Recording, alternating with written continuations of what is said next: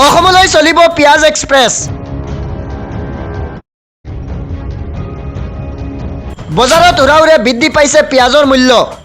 প্ৰতি কেজি পিয়াজ হ'লগৈ ৬০ৰ পৰা ৬৫ টকা, যাৰ বাবে দুখীয়া জনসাধাৰণে মূৰে কপালে হাত দিছে।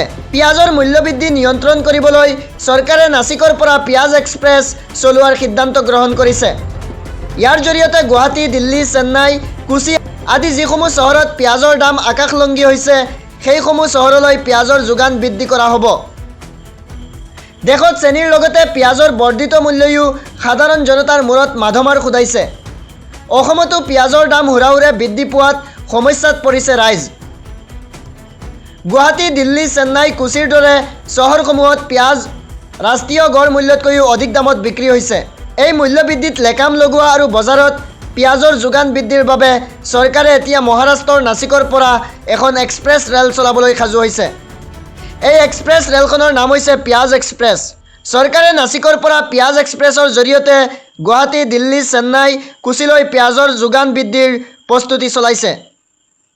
এই ৰেলখনৰ জৰিয়তে এই চহৰসমূহলৈ পিয়াজৰ চালান প্ৰেৰণ কৰা হ'ব, কিয়নো এই চহৰসমূহত পিয়াজৰ দাম ৰাষ্ট্ৰীয় গড়তকৈও বহু বেছি।